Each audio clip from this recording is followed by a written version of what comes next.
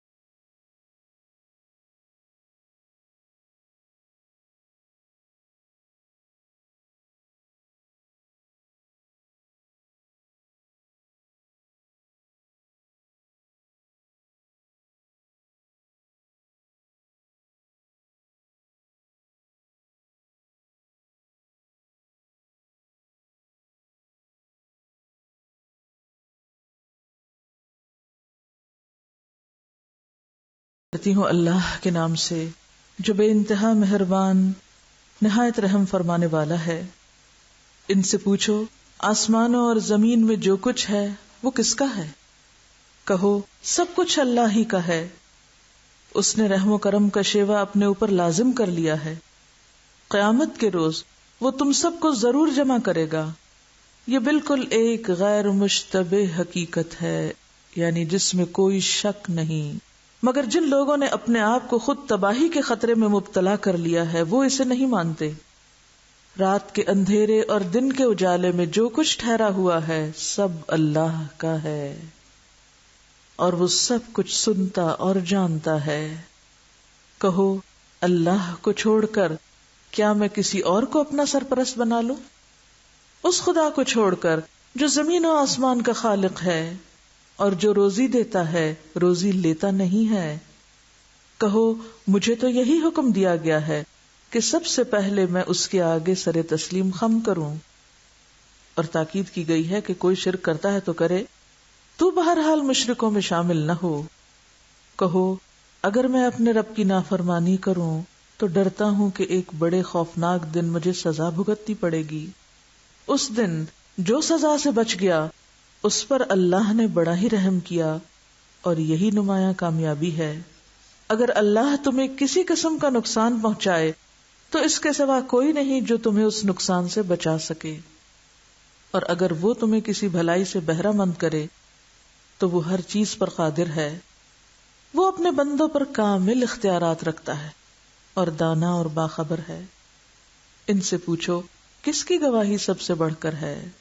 کہو میرے اور تمہارے درمیان اللہ گواہ ہے، اور یہ قرآن میری طرف بذریعہ وحی بھیجا گیا ہے تاکہ تمہیں اور جس کو یہ پہنچے سب کو متنبہ کر دوں. کیا واقعی تم لوگ شہادت دے سکتے ہو کہ اللہ کے ساتھ دوسرے خدا بھی ہیں؟ کہو میں تو اس کی شہادت ہرگز نہیں دے سکتا. کہو خدا تو وہی ایک ہے اور میں اس شرک سے قطعی بیزار ہوں. قل لمن ما فی السماوات والارض قل للہ. ان سے پوچھئے کہ آسمان و زمین میں جو کچھ ہے وہ کس کا ہے؟ تو سب کہیں گے کہ اللہ کا. کیوں؟ اس لیے کہ انسان جو خود ایک فانی وجود ہے، جس کی اپنی زندگی، طاقتیں اور قدرتیں سب محدود ہیں، لمیٹڈ ہیں، پھر وہ لامحدود اور ان لمیٹڈ کا خالق کیسے ہو سکتا ہے؟ جس آسمان تک انسان پہنچ نہیں سکتا اس آسمان کا خالق کیسے ہو سکتا ہے؟ جس زمین کو وہ پوری طرح ڈسکور نہیں کر سکا اس زمین کا وہ بنانے والا کیسا ہو سکتا ہے؟ وہ تو خود اس زمین سے پیدا ہوا ہے اور اسی زمین پر لوٹ کر جانے والا ہے. تو بات یہ ہے کہ کائنات میں بکھری ہوئی نشانیاں انسان کو اللہ تعالی کی ذات کا تعارف کراتی ہیں، اللہ تعالی کی معرفت کرانے والی ہیں. لیکن پھر آخر کیا وجہ ہے کہ ہم اس کی معرفت نہیں رکھتے، اس کو نہیں پہچانتے، ہم اسے پا نہیں سکے، اس کے ساتھ ہمارا تعلق وہ نہیں جو ہونا چاہیے، اور پھر سب سے بڑھ کر یہ کہ ہم اس کا حق ادا نہیں کرتے. اس میں آخر کون سی ایسی چیز رکاوٹ ہے؟ وہ کیا اسباب ہیں کہ انسان اتنی بڑی کائنات کے مالک کو پہچانتا نہیں، اس کے آگے جھکنا نہیں چاہتا، اس سے تعلق رکھنا نہیں چاہتا؟ کیوں آخر؟ کبھی آپ کسی کھڑکی میں کھڑے ہو کر باہر جھانکیں اور آسمان کو دیکھتے چلے جائیں اور تصور میں اس کی بلندی کے ساتھ ساتھ اوپر جائیں تو آپ حیران ہو جائیں گے اللہ کی قدرت پر کہ کون ہے وہ جس نے اتنی اونچی چھت اٹھائی کہ جہاں تک میری نگاہ نہیں پہنچ سکتی. وہ اتنا عظیم رب، اور میں پھر بھی اس کی نافرمانی کرتی ہوں. کیوں آخر؟ اصل بات یہ ہے کہ جب تک انسان اپنی ذات کی نفی نہیں کرتا اس وقت تک اپنے رب کو پا نہیں سکتا. انسان اپنے رب کو کب پاتا ہے؟ جب انسان دنیا میں کوئی تکلیف اٹھاتا ہے، جب اس کا دل ٹوٹتا ہے، جب اس پر کوئی تکلیف دہ وقت گزرتا ہے، پھر سارے پردے ہٹتے ہیں. یعنی جب اس کی اپنی ذات ٹوٹتی ہے، انسان کی اپنی ذات کی نفی ہوتی ہے، تو ایسے میں عام طور پر آپ نے دیکھا ہوگا کہ انسان پھر اپنی حیثیت کو پہچاننے لگتا ہے، اپنی حقیقت کو جانتا ہے. پھر اسے ایک سہارے کی ضرورت ہوتی، پھر وہ صحیح معنی میں ایک ایسی ہستی کی تلاش کرتا ہے کہ جو واقعی اس کے اوپر اپنی رحمت نچھاور کرے. ہم اپنے رب کو اس لیے بھی نہیں پہچانتے کہ ہم ہر وقت اس مادی دنیا کی چمک دمک اور رونق میں ڈوبے ہوئے، ہماری نگاہوں میں کچھ اور چیزیں سمائی ہوئی، ہمارے دلوں میں کچھ اور چیزوں نے گھر کیا ہوا ہے، اور اللہ کو ماننے اور اس کی اطاعت کے دعوے محض الفاظ کی دہرائی معلوم ہوتے ہیں. حقیقی معنوں میں اس کو تھام لینا اور پھر اس طرح تھامنا کہ اس کے سوا ہر دوسری چیز نظروں سے اوجھل ہو جائے، عموماً اس طرح پانے کا لطف ہم نے چکھا ہی نہیں. تو اسی لیے اللہ تعالیٰ ایسے سوالات آپ کے سامنے رکھتے ہیں. قل لمن ما فی السماوات والارض قل للہ کتب علی نفسہ الرحمہ. اتنا عظیم الشان رب جب بندوں کی ایسی بے پرواہی اور بے توجہی دیکھتا ہے اور نافرمانیوں کو دیکھتا ہے، بے قدری کو دیکھتا ہے، تو وہ ایک لمحے میں ان کو پکڑ سکتا ہے. کیوں نہیں پکڑتا؟ کیونکہ اس نے اپنی ذات پر رحمت کو لکھ رکھا ہے، اور اس کائنات میں ہر چیز پر اس کی رحمت نظر آتی. ہر چیز کا جو وجود قائم ہے اور اس کو پھلنے پھولنے کا اور اپنے کام کرنے کا موقع مل رہا ہے، یہ اس کی رحمت ہی کی وجہ سے ہے. اور اس کی رحمت ہی اس بات کا تقاضا کرتی ہے کہ انسان کو ایک ایسے دن جمع کیا جائے جس کے آنے میں کوئی شک ہے ہی نہیں، تاکہ ہر انسان کو اس کے کیے کا پورا پورا بدلہ ملے، اس کے ساتھ پورا پورا انصاف کیا جا سکے، اس کو اس کی محنت کا صلہ دیا جا سکے. اور اگر ایک ایسا دن انسان کے سامنے نہ ہو اور اس کا یقین اور اس کا احساس نہ ہو تو عموماً انسان کیا کرتا ہے؟ اپنے آس پاس نظر دوڑا کر دیکھیے، انسانوں کے رویے کو کہ ذرا کسی کو طاقت ملتی ہے تو خدا بن بیٹھتا ہے، طاقت پا کر وہ دوسروں کو ذلیل کرنا شروع کر دیتا ہے، وہ اپنے اوپر اللہ کی بڑائی اور اللہ کی عظمت کو بھول جاتا ہے۔ اگر اس کو یہ یاد رہے کہ ہر چیز کا مالک، آسمان اور زمین کی ہر چیز کا مالک وہ ہے، اور وہ اس بات کو واقعی سمجھتا ہو، تو پھر وہ دوسروں کے ساتھ ظلم و ستم کا رویہ اختیار نہیں کر سکتا۔ انسان جب یہ دیکھتا ہے کہ کوئی اس کا ہاتھ نہیں پکڑ رہا، کوئی اس کو سزا دینے والا نہیں، تو پھر اس کا رویہ عام طور پر کیا ہو جاتا ہے، اس کے معاملات کیسے ہوتے ہیں۔ انسان ایک لمحے کے لیے بھی جب غافل ہوتا ہے کہ کوئی اس کو پوچھنے والا نہیں، کوئی اس کا کچھ بگاڑ نہیں سکتا، تو ایسے میں انسان کے اعمال اور انسان کے طور طریقے اور انسان کے رویے تو کس طرح ہو جاتے ہیں۔ جس وقت مجھے یہ یقین ہو کہ میرا رب مجھے دیکھ رہا ہے، تو چاہے میں تنہا ہوں، چاہے میں سب لوگوں کے بیچ میں ہوں، غلط کام نہیں کر سکتی۔ دا مومنٹ میں اس حقیقت اور اس فیکٹ کو بھولتی ہوں تو ہی کیا ہوتا ہے، اطاعت کی حد سے نکلنے لگتی ہوں۔ تو جو شخص یہ چاہتا ہے کہ اللہ کا بندہ بن کر رہے، تو پھر اس کے لیے ضروری ہے کہ وہ اللہ کو پہچانے، اور پھر اس کی رحمت تو ہر جگہ چھائی ہوئی ہے۔ انسانوں کے حق میں یہ رحمت کب مکمل ہوگی؟ قیامت کے دن۔ دنیا میں تو ایک حصہ ہے اس کی رحمت کا، آخرت میں 99 حصے۔ اسی کی بنیاد پر انسان کی بخشش ہو سکے گی، ورنہ کوئی ایسا نہیں کہ جو پکڑا نہ جائے۔ ہم ہر لمحے، ہر دن، ہر روز اللہ سے بے پرواہ ہو کے، بے نیاز ہو کے اپنی زبان، اپنے ہاتھ، اپنے اختیارات، اپنی طاقت، اپنے مال، اپنی صلاحیتوں اور انرجیز کا استعمال کرتے رہتے ہیں۔ کیا واقعی، تھوڑی دیر کے لیے غور کیجئے، کیا واقعی دن میں 2 دفعہ بھی یہ خیال آتا ہے کہ جو کچھ میں بول رہی ہوں یہ اللہ بھی سن رہا ہے؟ ایمانداری سے اپنا جائزہ لیجئے کہ دن میں 2 تو چلے، ایک بار بھی اگر یہ خیال آ جاتا ہو نا کہ جو کچھ ہم بول رہے ہیں اس کو وہ سن رہا ہے اور لکھوا رہا ہے اور اس کا حساب ہوگا، تو ہمارے بولنے کے انداز بدل جائیں، اس کی اطاعت کے تابع ہو جائیں۔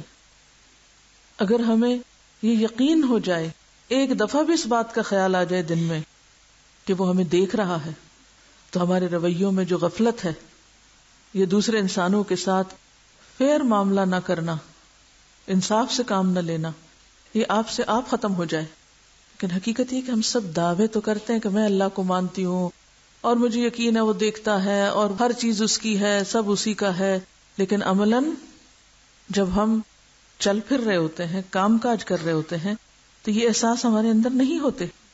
تو انسان کو چونکہ اللہ نے عقل دی ہے، ارادہ دیا ہے، شعور دیا ہے، اس لیے اللہ تعالیٰ انسان سے چاہتا یہ ہے کہ وہ اپنے ارادے، شعور اور سوچ سمجھ کے ساتھ، احساس کے ساتھ میری عبادت اور بندگی کرے، واقعی وہ اس یقین کے ساتھ کرے کہ میں دیکھتا ہوں اس کو، میں جزا دوں گا اس کو، میں بدلہ دینے والا ہوں۔ تو بات یہ ہے کہ ہم سب کو واپس تو اسی طرف پلٹنا ہے، الی یوم القیامت لا ریب فیہ، اور اصل کامیابی اور ناکامی تو اس وقت انسان کے سامنے آئے گی، اور اس روز جو ایمان نہیں لاتے وہ خسارہ پانے والے ہیں۔ تو پھر ایمان کو لفظ صرف ایمان کے طور پر نہ لیجئے، کس چیز پر ایمان نہیں لاتے، کیا ایمان نہیں لاتے، کیا نہیں مانتے۔ عام طور پر یہ آیتیں جب ہم پڑھتے ہیں تو ہم کیا سوچتے ہیں، یہ دہریوں کے بارے میں ہے جو اللہ کو نہیں مانتے، اور یہ کافروں کے بارے میں ہے جو اللہ کی عظمت نہیں پہچانتے، اور ہم تو مانتے ہیں اللہ کو، کیا مانتے ہیں اس کو، کبھی سوچا ہم نے ہمارا ماننا کیسا ماننا ہے؟ کیا واقعی ہمارے دل میں اس کی محبت، اس کے اوپر بھروسہ اور توکل اور یقین اور اعتماد اور یہ سب کچھ ایسا ہے کہ پھر ہم سے یہ سب اسی کی اطاعت کروا لے اور اس کے مقابلے ہم کسی اور سے نہ ڈرے؟ پھر اللہ تعالیٰ فرماتے ہیں وَلَهُ مَا سَكَنَ فِي اللَّيْلِ وَالنَّهَارِ، اسی کے لیے ہے جو ٹھہرا ہوا ہے رات میں اور دن میں، یعنی سب کچھ اس کا ہے۔ وَهُوَ السَّمِيعُ الْعَلِيمُ، اور وہ سننے والا ہے، جاننے والا ہے۔ ایسے رب کو چھوڑ کر قُلْ أَغَيْرَ اللَّهِ أَتَّخِذُ وَلِيًّا، ایسے رب کو چھوڑ کر اوروں کو میں اپنا دوست بنا لوں، یعنی اس سے نظر ہٹا کر میں ادھر اور ادھر دیکھوں، اس کی طرف یکسو ہونے کی بجائے میں دوسروں کو اپنا سہارا بناؤں۔ ادھر ادھر بھٹکنا کیا ہے، ادھر ادھر جانا غیر اللہ کو ولی بنانا کیا ہے عام روزمرہ زندگی میں؟ اب تو آپ شاید اس کی تفسیر یہ کر رہے ہوں گے نا کہ وہ کچھ لوگ ایسے ہیں کہ جو اولیاء اللہ کو مانتے ہیں اور وہ ان سے نظر نیاز کرتے ہیں اور بس محدود سی تفسیر قرآن کی کر کے، یعنی ہر آیت کا ایک مخصوص محدود معنی نکال کے اس کو اس کے ساتھ نتی کر کے اور خود آزاد ہو گئے. ہر چیز دوسروں کے لیے ہے، میرے لیے کیا ہے؟ یہ کس کو کہا جا رہا ہے؟ قل کہہ کے کس کو پکارا جا رہا ہے؟ نبی صلی اللہ علیہ وسلم کو کہا جا رہا ہے. آپ کہیے، آپ بتا دیجئے، ان کے سامنے اپنی مثال پیش کیجئے. کیا اغیر اللہ اتخذ ولیا، اللہ کو چھوڑ کے کسی اور کو دوست بناؤں، کسی اور کو مددگار سمجھوں، کسی اور پر بھروسہ کروں، کسی اور کی طرف توجہ کروں؟ اس سے مراد محض مکہ والوں کے وہ پتھر کے بت، وہ لات و منات اور آج کے دور کے چند لوگوں کے مخصوص بت نہیں ہیں. ولی کون ہوتا ہے؟ ولایت کا درجہ کیا ہوتا ہے؟ آپ کیا معنی سمجھتے ہیں ولیین سے؟ ولی کس کو؟ کون ولی؟ جس پر انسان بھروسہ کرتا ہے، جس کو انسان اپنا مددگار سمجھتا ہے، جس پر انسان توکل کرتا ہے، جس پر بھروسہ کرتا ہے، اپنے دکھ سکھ میں جس کی طرف رجوع کرتا ہے. تو اللہ کو چھوڑ کر میں اوروں کی طرف چل پڑوں، ادھر ادھر بھٹکوں؟ جب انسان اللہ کو چھوڑتا ہے نا، اللہ سے تعلق کمزور اس کا پڑتا ہے، تو تب انسان ادھر ادھر کے سہارے ڈھونڈتا ہے، پھر وہ غیر اللہ کی طرف مائل ہوتا ہے. اور جو ہی وہ اللہ کو چھوڑ کے ادھر ادھر ہوتا ہے تو ساری خرابیاں جنم لیتی ہیں. پھر انسان سب سے پہلے تو اپنی خواہش نفس کا تابع بنتا ہے، من مانیاں شروع کر دیتا ہے، مرضی کرنے لگتا ہے. اور اس کا رویہ کیا ہوتا ہے؟ جب بھی کوئی حکم آتا ہے سامنے تو وہ اس کو اس طرح نہیں لیتا کہ اللہ کیا چاہتا ہے.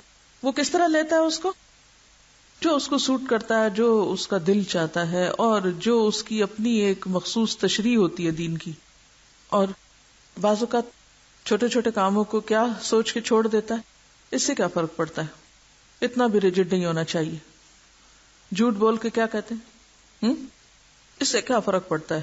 بما عصوا وکانوا یعتدون، نافرمانی کی اور نافرمانی میں حد سے بڑھے، حد سے بڑھ کے پھر کہا کیا فرق پڑتا ہے؟ ہم اپنے گھر کا کوڑا گلی میں پھینک دیں، کوئی کہے کہ یہ کیا کیا، تو کیا کہتے ہیں؟ تو کیا ہوا؟ سبھی تو کرتے ہیں ایسے، کیا ہوا اگر میں نے کر لیا؟ نماز دیر سے پڑھی تو کبھی ملامت کرتے ہیں اپنے آپ کو، کہتے ہیں کیا فرق پڑتا ہے، باقی بھی تو یہی کرتے ہیں. پھر اسی طرح کوئی بھی اصول، ڈسپلن، مثلا ٹریفک لائٹ توڑ دی، کیا کہتے ہیں توڑ کے؟ کوئی بھی ضابطہ، کوئی بھی مثال، کوئی بھی چیز آپ لے لیں، کوئی بھی غلط کام کرنے کے بعد ہم کیا سوچتے ہیں؟ تو کیا ہوا؟ سبھی ایسے کرتے ہیں، کیا فرق پڑتا ہے؟ پھر کیا؟ تو یہ کیا ہے؟ غیر اللہ کو دوست بنانے کا نتیجہ سب سے پہلے اپنی منمانی، اپنی خواہش نفس کی پیروی، اپنا خود ساختہ بنایا ہوا دین کا ورژن، جو دل چاہا کر لیا، یعنی پک اینڈ چوز کر لیا، جو سوٹ کیا وہ لے لیا، جو نہیں کیا وہ چھوڑ دیا. اور اگر کسی نے کہا تو کہا، کیا فرق پڑتا ہے؟ ایسے میں کیا کسی شخص کی پھر اصلاح ہو سکتی ہے؟ کیا ایسا شخص کبھی بھی تقویٰ کی راہ پہ چل سکتا ہے؟ کیا آپ جنگل میں چلتے ہوئے اگر ایک جھاڑی سے ایک کپڑا پھڑوائیں دوسرے سے دوسرا اور پھر کہیں تو کیا ہوا؟ کوئی کانٹا چپ جائے اتنا سا بھی، کہتے ہیں تو کیا ہوا، کانٹا ہی تو ہے، مر تو نہیں گئے. لیکن چھوٹی چھوٹی چیزیں کرتے کرتے ایک انسان کی پوری شخصیت وجود میں آ جاتی ہے، اور پھر وہ کیا بن جاتا ہے؟ تو کیا ہوا شخصیت. ہر غلط کام کر کے تو کیا ہوا؟ ایسا شخص نہ استغفار کر سکتا ہے، نہ اصلاح کر سکتا ہے، اور نہ ہی بہتری کی طرف جا سکتا ہے. یہ تو ایسے ہی ہے نا کہ کوئی شخص اگر کیچڑ میں کھڑا ہو تو آپ اسے کہیں باہر آ جاؤ تو وہ کہے تو کیا ہوا، کھڑا ہی ہونا، کیا فرق پڑتا ہے، وہ بھی زمین ہے یہ بھی زمین ہے. عام طور پہ ہم کیا کہتے ہیں؟ میرا لائف سٹائل. ایک اور جملہ جو بچوں میں بہت عام ہے نا، so what I don't care, who cares. آپ دیکھیں آج کے بچے ہر دوسرے جملے میں کیا کہہ رہے ہوتے ہیں؟ ہو کیئرس. یہ الفاظ کیا الفاظ ہیں؟ ہو کیئرس یعنی میں کسی چیز کا پابند نہیں ہوں، مجھے کسی خاص ضابطے یا راستے پہ نہیں رہنا، مجھے اپنی مرضی کے مطابق جینا ہے، میں کچھ بھی کروں کوئی مجھے کچھ نہیں کہہ سکتا. اٹس مائی لائف سٹائل، میں ایسے ہی جیتا ہوں، میں یہی کروں گا، جیسے چاہو جیو. کیا یہ نفس پرستی نہ ہوگی؟ اللہ کے سوا اور چیزوں کو اہمیت دینا اور ان پر بنیاد بنانا زندگی کی، یہ سب کیا ہے دراصل؟ اور اسی کو پیچھے کیا کہا گیا؟ بما عصوا، یہی نافرمانیاں ہے. یعنی ہم نافرمانی کس کو سمجھتے؟ کوئی بڑا سا کام کرے تو پھر اس کو کہتے ہیں یہ نافرمانی، لیکن چھوٹی چھوٹی چیزوں میں جو خواہش نفس کی پیروی کر رہے ہوتے ہیں، اللہ کو چھوڑ کر غیر اللہ میں سب سے پہلے ہم خود آتے ہیں. ہم باہر دیکھتے ہیں غیر اللہ، وہ بت، وہ قبر، وہ فلاں وہ فلاں. غیر اللہ میں ہم سب سے پہلے خود ہیں. جب بھی ہم اللہ کی مرضی چھوڑ کر اپنی خواہش، اپنی مرضی، اپنے نفس، اپنی خوشی کے لیے کچھ کرنا چاہتے ہیں تو وہ دراصل اسی میں شامل ہو جاتا ہے. اور پھر اس پہ بھروسہ کر لیتے ہیں اور سمجھتے ہیں کہ ہم سب ٹھیک کر رہے ہیں. تو قل اغیر اللہ اتخذ ولیا، اور اللہ کو چھوڑ دوں. کون ہے اللہ؟ فاطر السماوات والارض، جو آسمان و زمین کا فاطر ہے. فطرہ کا کیا معنی ہوتا ہے؟ پھاڑنے والا. یہ تو آپ کو معلوم ہے نا کہ اب بگ بینگ کا نظریہ جو ہے وہ ایک مسلمہ سائنسی اصول مانا جاتا ہے، اور اس میں بنیادی طور پر جو تحقیقات ہوئی وہ کیا ہیں کہ سب سے پہلے تو یہ تصور آیا کہ کائنات ایک سپر ایٹم تھی جو اپنے فزیکل لاز کے تحت پہلے اکٹھی تھی، پھر اس کے بعد وہ الگ ہوئی، اور پھر جب وہ الگ ہوئی تو اس سے بہت سی چیزیں اور وجود میں آئیں، جتنی گیلیکسی، ستارے، سیارے، اور اسی میں سے زمین بھی پھوٹ کے نکلی، جس کو قرآن کہتا ہے آسمان اور زمین باہم ملے ہوئے تھے، پھر ہم نے ان کو الگ کر دیا. اب سوال یہ پیدا ہوتا ہے کہ غیر اللہ کے ساتھ فاطر السماوات والارض کیوں آیا ہے؟ ایک طرف غیر اللہ اور ایک طرف فاطر السماوات والارض، ان دو کو آمنے سامنے کیوں رکھا گیا؟ اب آپ ذرا پہچانے غیر اللہ اور فاطر السماوات والارض. دیکھیے کہ یہاں پر غیر اللہ کے مقابلے میں اللہ کا لفظ آ جاتا تو کافی تھا نا، لیکن یہاں پر صرف اللہ کا لفظ نہیں آیا. کیا آیا ہے؟ فاطر السماوات والارض. ذرا اس کو امیجن کریں، اس لفظ کو، فاطر السماوات والارض. فاطر. آپ کو معلوم ہے کہ جب کچھ عرصہ پہلے امریکہ نے ایک خلائی دوربین بھیج کے، کیونکہ یہ زمین کے آس پاس جو غلاف ہے نا ہواؤں کا، اس میں باقی کائنات جو وہ کلیئر نظر نہیں آتی، تو اس غلاف سے باہر دوربین سے دیکھا اور یہ پایا کہ بہت دور کائنات کے اندر کچھ ریپلز پائے جاتے ہیں، جس سے پتہ چلتا ہے کہ یہ مزید پھیل رہی ہے. اگرچہ قرآن میں لکھا ہوا ہے 1400 سال سے کہ وَالسَّمَاءَ بَنَيْنَاهَا بِأَيْدٍ وَإِنَّا لَمُوسِعُونَ، آسمان کو ہم نے اپنے ہاتھ سے بنایا یا اپنے زور سے بنایا اور ہم اس کو وسعت دینے والے. یہ پھیل رہی کائنات، اور اس طرح کے ریپلز دیکھے گئے، مشاہدہ کیا گیا کہ واقعی پھیل رہی. اب آپ دیکھیے کہ جب یہ کہا جائے، یعنی پہلے کائنات کیا تھی؟ سپر ایٹم، وہ پھٹا، جیسے غبارہ پھولتا ہے نا، آپ اس کو ذہن میں لا سکتے ہیں. پھر وہ بڑھتے بڑھتے بڑھتے بڑھتے کسی اینڈ پہ بھی رکا نہیں، بڑھتا ہی چلا جا رہا ہے، پھیلتا ہی چلا جا رہا ہے. اب ایک طرف ہے غیر اللہ اور ایک طرف ہے فاطر السماوات والارض. تو لفظ فاطر السماوات والارض جب آپ بولتے ہیں تو لامحدود وسعتیں ذہن میں آتی ہیں، کسی معمولی ہستی کا تصور نہیں آتا. تو انسان کو بیسیکلی غور و فکر کی دعوت دی گئی ہے کہ تم اللہ کو چھوڑ کر کسی اور چیز کی طرف جھکتے بھی کیسے، اس سے ڈرتے بھی کیوں ہو، اس کی طرف مائل بھی کیوں ہوتے ہو؟ اصل قدرت والا اور قوت والا تو وہ ہے.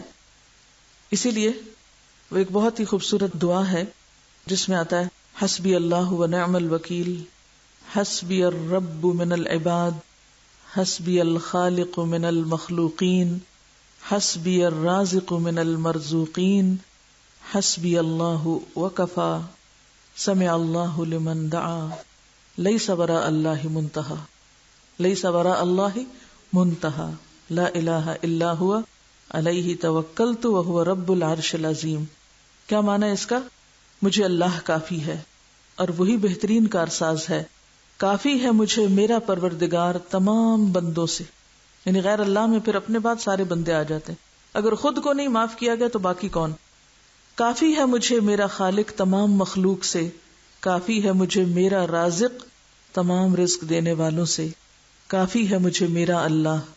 سن لیا اللہ نے اس شخص کی دعا کو جس نے اسے پکارا، اللہ کے سوا کوئی پناہ گاہ نہیں، کیونکہ ساری کائنات تو اس کی ہے، اس کے سوا کوئی معبود نہیں.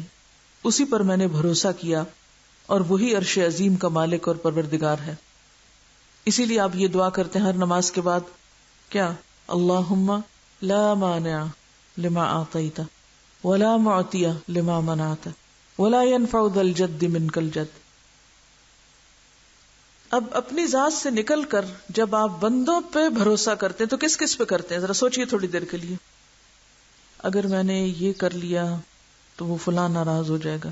ہے کسی کے ناراضگی کا ڈر؟ عام طور پر ہم کیا کہتے ہیں, اگر میں دین پر چلوں تو لوگ مجھ سے خفا ہوتے ہیں, کہتے ہیں نا, ہم ہوتے ہیں خفا. پھر ہم کیا چھوڑتے ہیں, اور کبھی نہیں سوچتے کہ کیا چھوڑا اور کس کی بات کو چھوڑا. فاطر السماوات والارض کی بات کو چھوڑا, اور کس سے ڈر گئے؟ اس سے.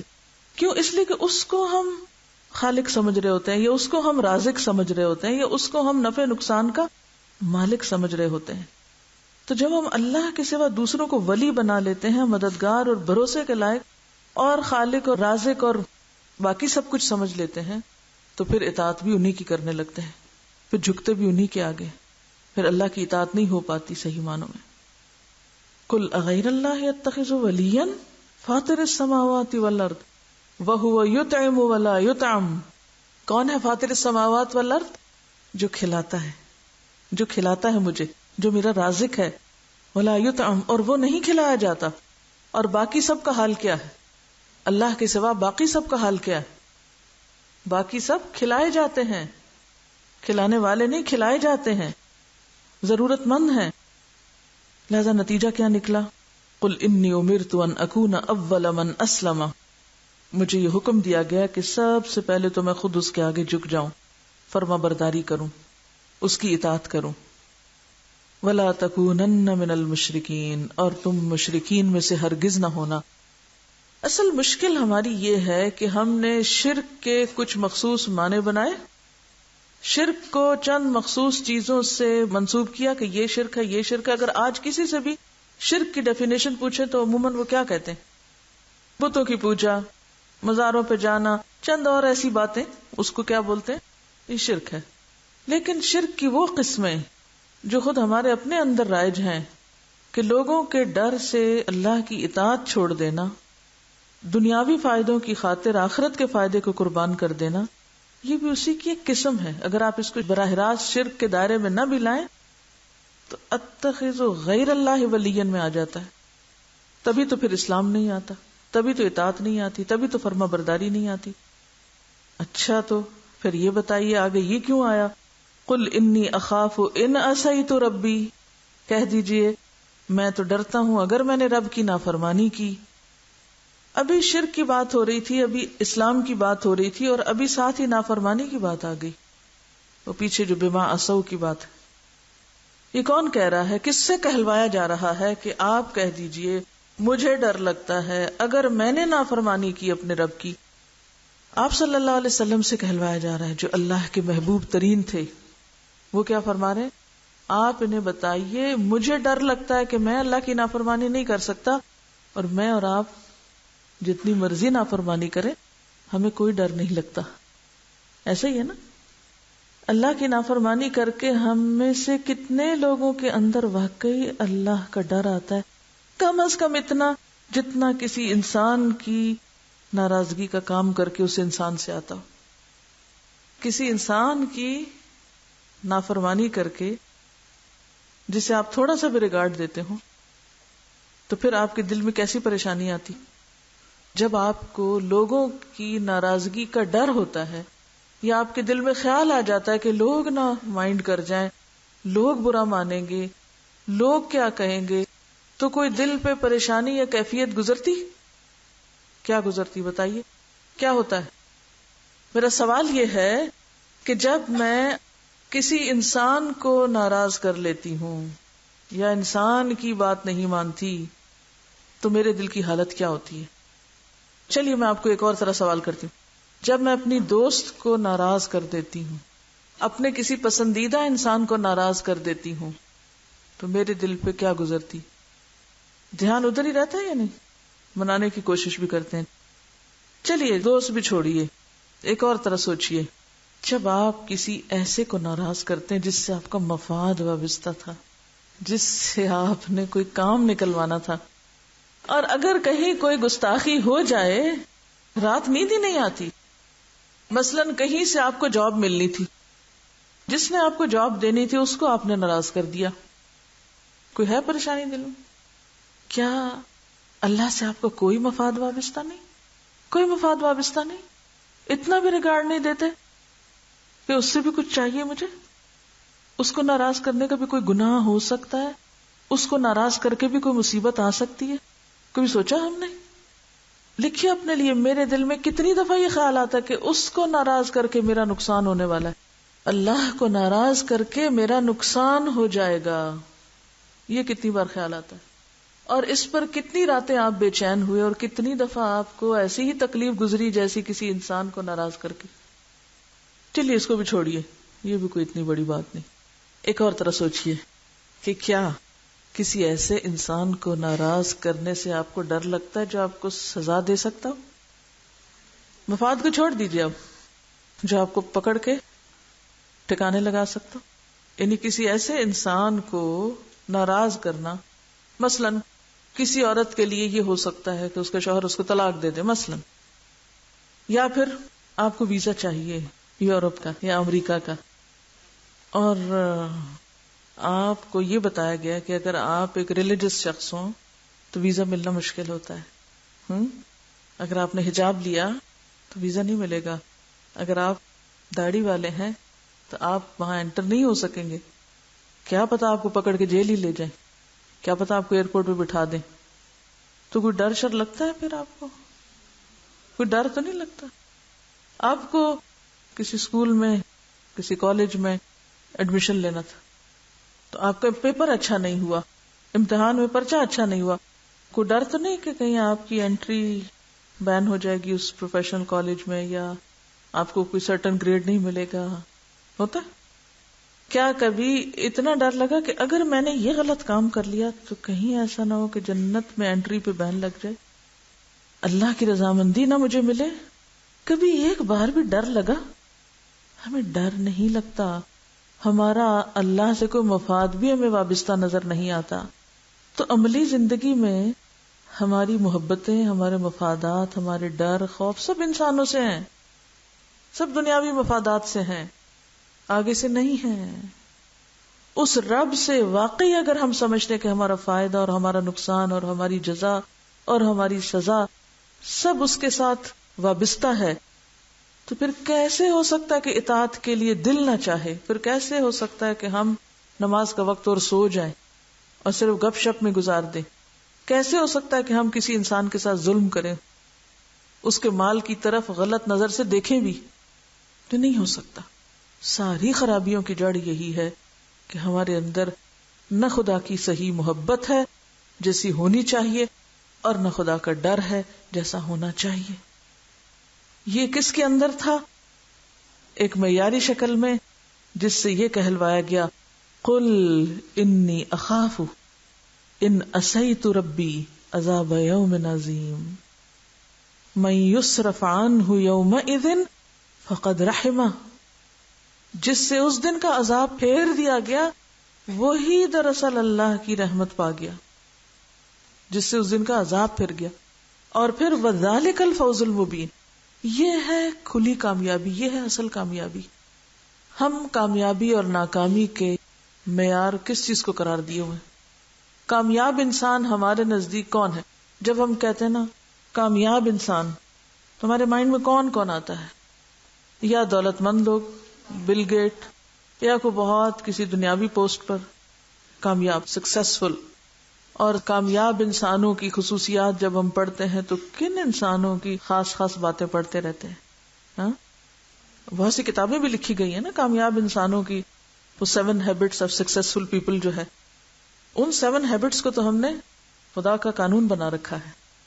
لیکن کامیاب انسان جو دنیا کے واقعی کامیاب انسان تھے, محمد رسول اللہ صلی اللہ علیہ وسلم, ان کی سیرت پر, ان کے بارے میں کیا پڑھا ہے, کتنا جانتے ہیں, یہ کتنا جاننے کے شوقین ہیں, یہ کتنی ہمیں اس کی طرف توجہ ہے, وہ کتنا ہے ہماری زندگی میں. اصل میں دیکھنے کی بات یہ ہے کہ جو ہم کہتے ہیں وہ کر کوئی نہیں رہے. ہمارے آنسو بہتے ہیں حضور کا نام لے کر, لیکن محبت کے اتنے بڑے بڑے دعوے، اتنے جھنڈے لگاتے ہیں ہم 12 ربیع الاول میں کہ پورے شہر میں عید ہو جائے، ایسے چراغاں کرتے ہیں کہ راتیں دن بن جائیں، لیکن دل میں کوئی روشنی ہے ہی نہیں، عمل میں کوئی رنگ ہے ہی نہیں. تو یہ کیا ہے؟ یہ کس کو دھوکہ دے رہے ہیں؟ قل انی اخاف ان عصیت ربی عذاب یوم عظیم من یصرف عنہ یومئذ فقد رحمہ وذلک الفوز المبین وَإِن يَمْسَسْكَ اللَّهُ بِضُرٍّ فَلَا كَاشِفَ لَهُ إِلَّا هُ. اگر اللہ تمہیں کسی قسم کا نقصان پہنچائے تو اس کے سوا کوئی نہیں جو تمہیں اس نقصان سے بچا سکے، کوئی نہیں. اس پر ہمارا کتنا ایمان ہے، اس پہ ہمارا کتنا یقین ہے. عام طور پر ہم اس کے بارے میں طرز عمل کیا اختیار کیے ہوئے، کہنے کی بات نہیں میں پوچھ رہی اس وقت کہ ہم کیا کہتے ہیں، کہتے تو بہت کچھ ہے، لیکن عملاً پریکٹیکلی ہم کیا کر رہے ہوتے ہیں، لوگوں سے وابستہ کیے ہوئے. اگر ہمیں یہ پتہ چل جائے نا کہ اس پوری کائنات میں اللہ کا حکم ہے، اور کوئی بھی واقعہ صرف اس وقت ہوتا ہے جب اللہ کے اذن اور حکم سے سارے اسباب ایک دوسرے کے ساتھ تعاون کرتے ہیں. مطلب بارش کا برسنا ایک سمپل سی چیز نظر آتی ہے، ہم سویرے اٹھتے ہیں، ہم کہتے ہیں او ہو آج تو رات بارش ہوتی رہی اور آج بارش ہو رہی ہے، یہی کہتے ہیں نا بس. کبھی اس سے پیچھے نہیں سوچتے کہ یہ واقعہ کیسے ہوا، کبھی دل تھام کے سوچا ہم نے یہ واقعہ کیسے ہوا، کبھی غور و فکر کیا نہیں. اور کہتے ہیں بارش ہو رہی ہے بس، اور مسئلہ ہو گیا، بارش ہو رہی، موسم اچھا ہو گیا، بس یہاں تک ہی ہم سوچتے ہی نہیں بارش کیسے ہوئی، اس کے پیچھے کس کس کا تعاون شامل ہے. کبھی سوچیں کون کون ہے پیچھے؟ سورج ہے، ہوائیں ہیں، فرشتے ہیں، ہاں سمندر ہے، ان سب نے آپس میں اتفاق کیا نا. سمندر پہ آپ کا حکم چلتا ہے، ہوا آپ کے حکم کے تابع ہے، سورج آپ کی مرضی سے کام کرتا ہے. کس کی مرضی کے تابع ہیں سب؟ وَلَهُ مَا سَكَنَ فِي اللَّيْلِ وَالنَّهَارِ، اسی کے سب کچھ اس کے تابع ہے. اور وہ جب سورج کو حکم دیتا ہے تو پھر ہوا آگے آتی ہے اور پھر پانی اٹھتا ہے اور پھر سخت کھاری نمکین پانی ایواپوریٹ ہو کے صرف میٹھا حصہ اڑتا ہے اس کا، اور پھر وہ بادل لے کے چلتے ہیں اور فرشتے مقرر ہیں جو مسلسل مینجمنٹ کے کام کر رہے ہیں، کہاں برسانا ہے، کہاں پانی لے جانا ہے، پھر وہاں جا کے برستا ہے اور نفع پہنچتا ہے، انسانوں کو فائدہ ہوتا ہے. ایک فائدے کے پیچھے جو انسانوں کو پہنچتا ہے کس کا ہاتھ ہے؟ اللہ کا ہاتھ ہے، سب اللہ کے اذن سے. اسی طرح زمین ہل جاتی ہے، زلزلے آتے ہیں، یہی ہوا اور بارش جو ہے وہ طوفان برپا کر دیتی ہے، نقصان ہو جاتے ہیں، فصلیں برباد ہو جاتی ہیں. بارش جو ہے وہ بارش بننے کے بجائے برف بن کے اترتی ہے، اولے پڑتے ہیں، فصل برباد ہوتے ہیں. پھر کس کا اذن ہوتا ہے؟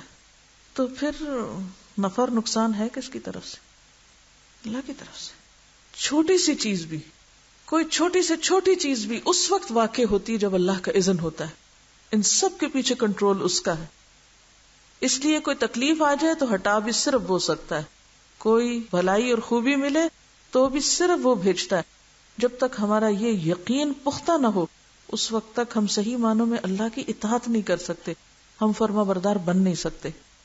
کیونکہ جب ہم لوگوں سے ڈرتے ہیں نا، یہ نقصان دے جائے گا، وہ بگاڑ دے گا، وہ کچھ کر جائے گا، تو پھر ہم بندے بھی انہی کے بنے رہتے ہیں، اطاعت بھی انہی کی کرتے ہیں، فرما برداری بھی انہی کی کرتے ہیں. تو یہ انتہائی ایک مضحکہ خیز بات ہے کہ انسان اللہ کے سوا کسی اور سے ڈرے. یہ حماقت، سمجھداری نہیں. سارے اسباب تو کنٹرول وہ کر رہا ہے، فاطر السماوات والارض کنٹرول کر رہا ہے سب کچھ. تو کوئی انسان کیا کر سکتا ہے؟ کسی کا کچھ نہیں کر سکتا. کوئی کسی کا رزق چھین سکتا ہے؟ کسی کو روزی سے محروم کر سکتا ہے؟ کتنی مثالیں ایسی ملتی ہیں کہ جب انسانوں نے انسانوں کو روزی سے محروم کیا، اللہ نے ان کے لیے اس سے بڑے دروازے کھولے. ایسے واقعات آپ نے بھی سنے پڑے ہوں گے. وقتی طور پہ ضرور دھچکا لگا، لیکن پہلے سے زیادہ بہتر رستہ اللہ نے کھول دیا.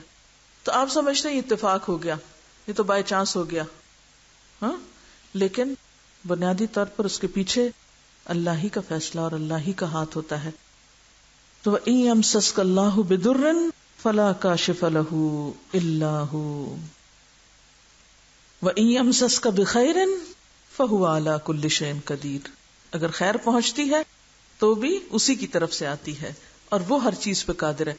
یاد رکھیے جتنا زیادہ آپ کا اس بات پر ایمان پختہ ہوگا، سچا ایمان، اتنا ہی زیادہ آپ کے لیے یہ زندگی بھی آسان ہو جائے گی اور آخرت بھی، اور اسی بقدر آپ کی اطاعت ہوگی.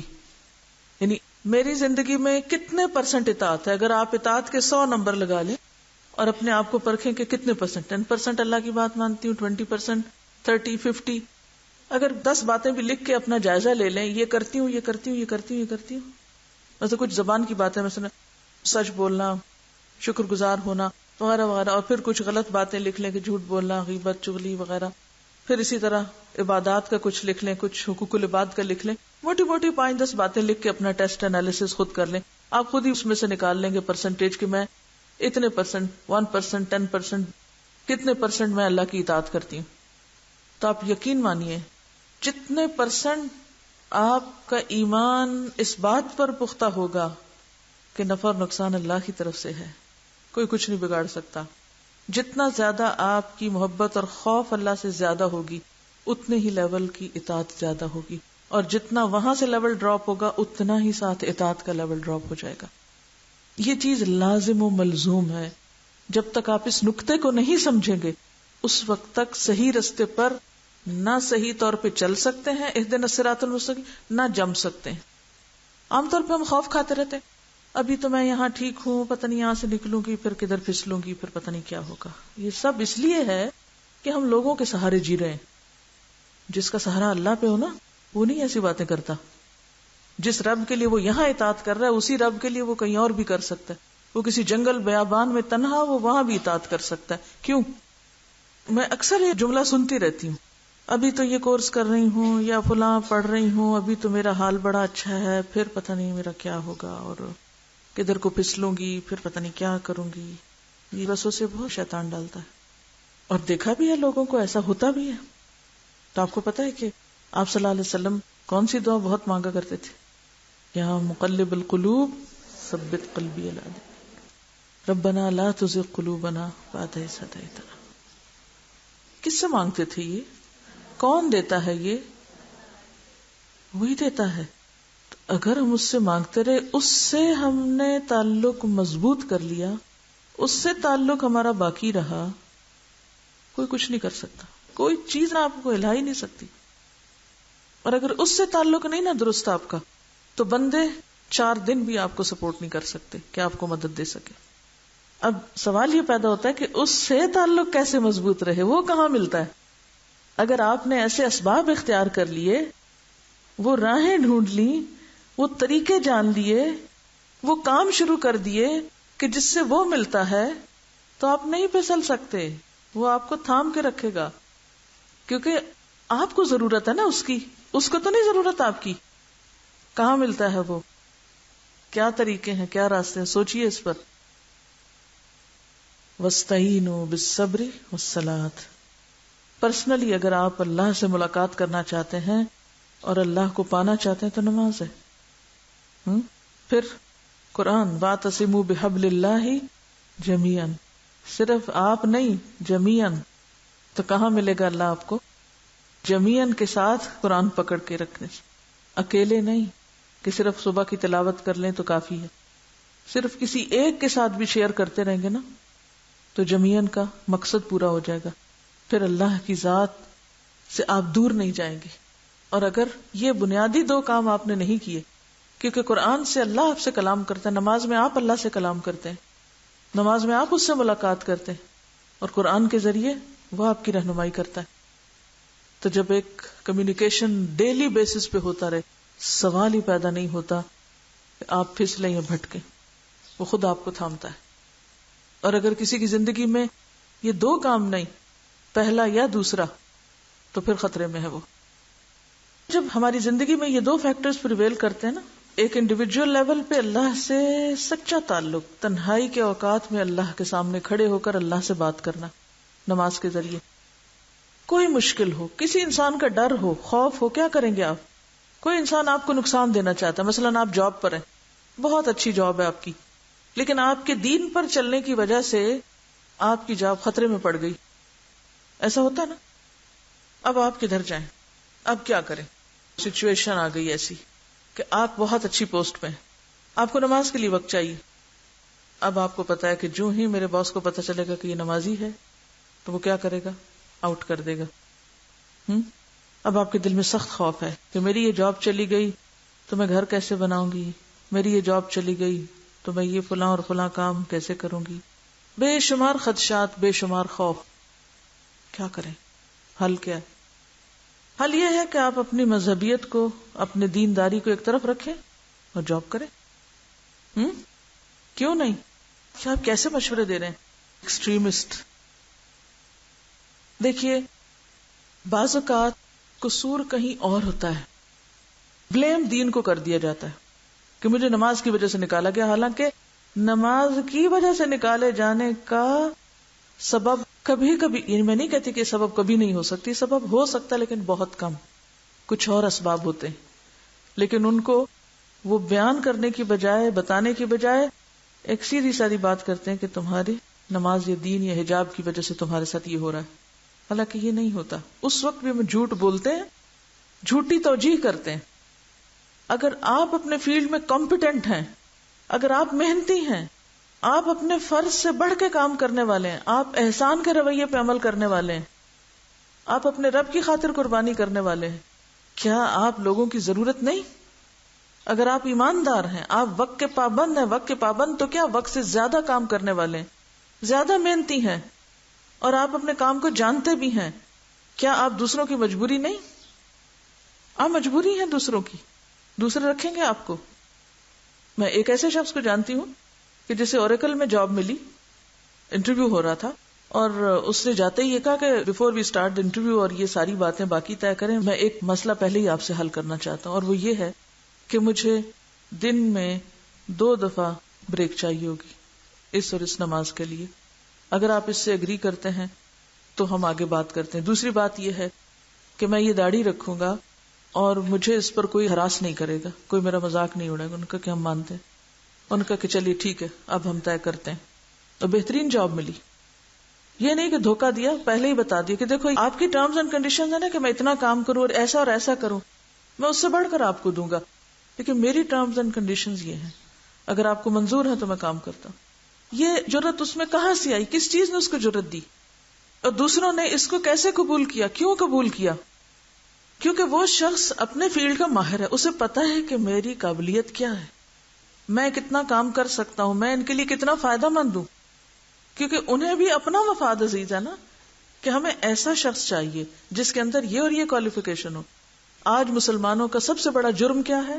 نہ وہ محنت کرتے ہیں، نہ وہ کام کرنا چاہتے ہیں، نہ وہ قربانی کرتے ہیں، نہ وہ احسان کرنا چاہتے ہیں. اور پھر اگر کوئی انہیں ریجیکٹ کرے تو پھر بھی جھوٹ بول کے اپنے دین کو بلیم کر لیتے ہیں کہ ہمارے دینی ہونے کی وجہ سے ہم سے فلاں باعث ہو گیا. دینی ہونے کا مطلب کیا ہے؟ الدین والنصیحہ، دین خیرخواہی کا نام ہے. آپ کو معلوم ہے خیرخواہی کس کو کہتے ہیں؟ مسلمانوں میں کیسی خیرخواہی تھی؟ حضرت جریر بن عبداللہ رضی اللہ عنہ نے اپنے غلام کو گھوڑا خریدنے کے لیے بھیجا تو غلام بازار گیا اور ایک عمدہ گھوڑا دیکھا. گھوڑے والے کو حضرت جریر کے پاس لے آیا. حضرت جریر نے اس گھوڑے والے سے کہا، بھائی گھوڑا کتنے کا بیچو گے؟ گھوڑے والا 300 درہم کا. حضرت جریر گھوڑے کو غور سے دیکھتے ہیں اور کہتے ہیں، بھائی کیا گھوڑے کو 400 درہم میں فروخت کرو گے؟ گھوڑے والا، بھائی کیوں نہیں، ضرور بیچوں گا.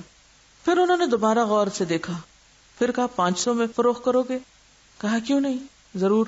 اس نے پھر غور سے دیکھا، کہا 600 میں فروخت کرو گے؟ کہا. پھر غور سے دیکھا، 700 میں؟ جی ہاں. پھر غور سے دیکھا، 800 میں؟ پھر غور سے دیکھا، کہا 900 میں. اب حضرت جریر نے پیسے دیے، گھوڑا خرید لیا. کسی نے کہا، جریر تم عجیب آدمی ہو، وہ تمہیں 300 میں دے رہا تھا اور تم نے اسے 900 میں خریدا. فرمانے لگے، میں نے آپ صلی اللہ علیہ وسلم کے ہاتھ پہ بیعت کی تھی، عہد کیا تھا، آپ کے ہاتھ میں ہاتھ رکھ کے وعدہ کیا تھا کہ ہر مسلمان کے ساتھ خیر خواہی کروں گا، ہر ایک کے ساتھ اچھا کروں گا. اس بیچارے گھوڑے والے کو گھوڑے کی صحیح قیمت پتہ نہیں تھی، تو کیا میں اس کے ساتھ دھوکہ کرتا؟ یہ ہے صحابہ کرام، عہد کے سچے. میں نے وعدہ کر رکھا ہے، اللہ کے رسول سے وعدہ کر رکھا ہے، ہر ایک سے اچھا کروں گا. اب وہ بیچارہ گھوڑا پالنے والا کہیں جنگل دیہات میں رہتا ہوگا، وہاں سے پال پلا کے شہر میں لائے. جیسے عید کے موقع پہ آپ نے دیکھا ہوگا نا، لوگ گاؤں دیہات سے بکریاں لے کے آ جاتے ہیں، تو ان کو بعض اوقات نہیں پتا ہوتا کہ قیمت کیا ہے اصل میں. تو اب یہ غور سے دیکھتے ہیں، پھر کہتے ہیں یہ بھی خوبی ہے، نہیں اس کی قیمت زیادہ ہونی چاہیے، 100 بڑھاتے. پھر دوبارہ دیکھتے ہیں کہ کہیں زیادتی نہ ہو جائے، پھر ایک نظر اور ڈال لیتے ہیں. یعنی آپ سوچ رہے ہوں گے کہ انہوں نے پہلی دفعہ 3 سے 9 کیوں نہ کیا، تو وہ ٹھہر ٹھہر کے کیوں؟ کیونکہ جیسے سودا ہوتا ہے نا، انسان پرکھتا ہے، کھولتا ہے، دیکھتا ہے چیز، دیکھتے دیکھتے دیکھتے اصل پہ پہنچ گئے. جب انہیں تسلی ہو گئی، ضمیر نے اوکے کر دیا، ہاں اب ٹھیک ہے قیمت، تو کہا اچھا یہ لے جاؤ. یہ اس کو خیر خائی کہتے ہیں، اس کو دینداری کہتے ہیں. دین کا مطلب کہ الدین النصیحہ، دین خیر خائی کا نام ہے، ہر ایک سے خیر خائی کا نام ہے. اگر کوئی کسی بھول میں، کسی حماقت میں، کسی وجہ سے مصیبت میں پڑنے لگا ہے، آپ اپنی ذات سے کر کے اسے پورا کریں. ہر مسلمان کے ساتھ خیر خائی، ہر ایک کا بھلا چاہنا. اور ہمارے دل میں کیا ہوتا ہے، کس کو کہاں سے دھوکہ دیں، کس کی ویکنس کیا ہے، کس کو کہاں سے بے وقوف بنائیں. اس کو ہم کہتے ہیں سمارٹنس، کلیور ہونا، عقل مند ہونا، سمجھدار ہونا. تو عقل مند وہ ہے جو اللہ کی نظر میں عقل مند ہو اور جو دوسروں کے لیے خیر خواہ ہو، جو اس طرح کے کمپلیکسز سے پاک ہو. اور یہ صرف وہ شخص ہو سکتا ہے جو اپنے رب کو پالے نا، کیونکہ اس کا معاملہ اپنے رب سے چل رہا ہوتا ہے. سودا گھوڑے کا طے کر رہا ہوتا ہے اور دل میں وہ اپنے رب کے ساتھ معاملہ کر رہا ہوتا ہے کہ اللہ تو دیکھ رہا ہے نا، اس کو تو نہیں پتا، میں اسے دھوکہ نہیں دوں گا، میں اس کے ساتھ اچھا ہی کروں گا. اور پھر دوسری طرف اس کو آخرت کا اتنا یقین ہوتا ہے، گویا وہ اپنا گھر وہاں دیکھ رہا ہے کہ مجھے تو وہاں جانا ہے، وہاں کا سب کچھ چاہیے، میں تو اگر ایک لقمہ بھی خرچ کروں گا اللہ کے راستے میں دوں گا تو اللہ تعالیٰ اس کو پہاڑ برابر کر دیں گے. اتنی اس کی قدردانی فرمائیں گے جس طرح ایک مالک اپنے گھوڑے کے بچے کی قدردانی کرتا ہے. ایسی ایمانداری ہم میں سے کتنے لوگوں میں؟ ایمانداری سے بتائیے، اپنے اندر کا حال دیکھ کے بتائیے مجھے. ایسے سارے مواقع سے ہم دوسرے کی لا علمی سے، دوسرے کی مجبوری سے، دوسرے کی ضرورت سے آج ہم سب فائدہ نہیں اٹھاتے، اس کو اور بے وقوف بنا کے 300 سے بھی 200 یا 100 پہ لائیں. ہمارا اخلاق تو یہ ہو چکا ہے. پھر ہم کہتے ہیں کہ ہمارے ساتھ زیادتی ہو رہی ہے. جب ہم کسی کے ساتھ زیادتی کرتے ہیں تو ہمیں یاد نہیں رہتا. اب یہاں پر کیا ہوگا، اسی کا تو منافق کیا کہتے تھے، وَإِذَا قِيلَ لَهُمْ آمِنُوا كَمَا آمَنَ النَّاسِ قَالُوا أَنُؤْمِنُ كَمَا آمَنَ السُّفَهَاءُ. وہ کہے یہ بے وقوف ہیں، دیکھو ذرا، بظاہر تو بے وقوفی نظر آتی ہے نا. اگر کوئی آپ میں سے زیادہ مہنگی چیز لے کر آئے تو سب اس کے پیچھے پڑ جاتے ہیں. کیا کہتے ہیں، کسی رکشے ٹیکسی والے کو اگر آپ زیادہ کرایہ دے دیں اس کی ڈیمانڈ سے بڑھ کر، تو دوسرے کیا کہتے ہیں، بھائی بے وقوف. تھوڑا سا سوچئے، آج تک کتنی دفعہ، میں تھوڑا سا آپ کو آئینہ دکھانا چاہتا، کتنی دفعہ زندگی میں آپ نے کسی رکشے ٹیکسی ریڑی والے کو اس کی ڈیمانڈ سے زیادہ دیا ہو، صرف اس لیے میں ایک حجاب پہنے ہوئی عورت ہوں، میں ایک دین کی نمائندہ ہوں، میرا دین اس وقت، یہ حجاب اس وقت بدنام ہو چکا ہے، مجھے اس کو عزت دینی ہے، مجھے اپنے رب کی خاطر، اپنی ذات کی بڑائی نہیں، کیونکہ میں تو اس کے اندر لپٹی ہوں، اس کو کیا پتا میں کون ہوں، کیا پتا میں کون ہوں، اس کی خاطر مجھے ایک غریب انسان کو اس کے حق سے زیادہ دینا ہے، صرف احسان کرنے کے لیے، کیونکہ واللہ یحب المحسنین. ایک طرف فائدہ یہ ہوگا، دین کی اچھی نمائندگی ہوگی، اس کے دل میں دین کی محبت پیدا ہوگی، یہ بھی شاید مسجد چلا جائے، یہ بھی شاید دین سیکھنے سکھانے لگ جائے، اور دوسری طرف میرے رب کی محبت مجھے حاصل ہوگی. ہمارے اندر یہ اخلاق ہی نہیں ہے. امام ابن تیمیہ کہا کرتے تھے، اللہ سبحانہ وتعالی نے ابراہیم علیہ السلام کو اس بنا پر دوست بنایا تھا کہ وہ لینے سے زیادہ دینے سے محبت رکھتے تھے. وہ لینے کی بجائے دینے سے محبت رکھتے تھے، یعنی ان کو محبت تھی اس بات سے کہ میری ذات سے ہر ایک کو خیر پہنچے، میں ہر ایک کو کچھ نہ کچھ دوں. تو ان کی اس صفت کی وجہ سے اللہ نے ان کو اپنا دوست بنایا تھا. وہ اللہ کی محبت میں، اپنے رب کی محبت میں ہر کام کر سکتے تھے. اور پھر جب ہمارا اس پہ یقین ہے کہ جب تم دو گے اللہ اس سے زیادہ تم کو دے گا، اس کے پیچھے اور لے آئے گا، پھر یہ کیسے ممکن ہے کہ ہم دینے والے نہ بنے؟ لیکن چونکہ ہمیں یقین نہیں نا، ہم نفع نقصان اپنے ہاتھوں میں سمجھتے ہیں. تب آپ خود سوچئے کہ جس بندے کے اندر انسانوں کی محبت ہے، انسانوں کے لیے خیرخواہی ہے، انسانوں کے لیے بھلائی کے جذبات ہیں، اس کو کون پھینکے گا پرے؟ کوئی نہیں پھینکتا اس کو. یہ اس کی غلط فہمی ہے، یہ اس کی اپنی بد اخلاقی ہوتی ہے، یہ اس کی اپنی دل کی تنگی ہوتی ہے، یہ اس کی اپنی خرابی ہوتی ہے کہ جس کی وجہ سے اس پہ یہ آفت آتی ہے. ٹھیک ہے، دنیا میں ظلم بھی ہوتا ہے، دنیا میں ناانصافیاں بھی ہیں اس زمین پر، لیکن بہت وقت ہم قصوروار خود ہوتے ہیں مگر بلیم ہم دوسروں کو کرتے ہیں. حضرت یوسف علیہ السلام کی مثال ہمارے سامنے کہ جب ان کو بے قصور جیل میں بند کیا گیا تھا، پھر جب عورت نے ان پر الزام لگایا تو کس طرح ایک شخص اٹھا اور اس نے ان کا دفاع کیا. اگر آپ سچے ہیں نا اور آپ کے اوپر جھوٹا الزام لگ رہا ہے یا آپ کو بے وجہ بدنام کیا جا رہا ہے، اللہ آپ کی ضرور مدد کرے گا. لیکن مشکل یہ ہے کہ ہم صبر اور انتظار نہیں کرتے اور اللہ کے وعدوں پہ ہمیں یقین نہیں. اصل بات یہ کہ اللہ کو پایا نہیں ہم نے، اس پر یقین نہیں ہمارا، اس کی باتوں پر ایمان نہیں ہمارا، بھروسہ نہیں ہمارا، لہٰذا ہم سمجھتے ہیں لوگ نقصان دے جائیں گے، لوگوں سے فائدہ مل جائے گا، اور انسانوں سے ہی توقع رکھتے ہیں. اچھا وہ فلاں سے مجھے کیا ملے گا، فلاں سے کیا ملے گا، فلاں سے کیا ملے گا. اور اگر صرف ان بنیادوں پر انسانی تعلقات قائم ہو کہ اس سے مجھے کیا ملے گا اور اس سے کیا ملے گا، تو ایسے شخص کی نیت کو اللہ نہیں جانتا، یہ صرف مفاد پرست شخص. ہم نے نمازوں کو کیسے بدنام کیا کہ مثلا ہم کسی آفس میں کام کرتے ہیں، ہم کہتے ہیں کہ ہمیں نماز کے لیے وقت چاہیے، وقت 15 منٹ ہے، آپ آدھے گھنٹے بعد لوٹتے ہیں. آپ نے نماز کو بھی بدنام کیا، اپنے دین کو کیا، اور اس ادارے کے جو فائدے ہیں اس کو بھی نقصان پہنچایا.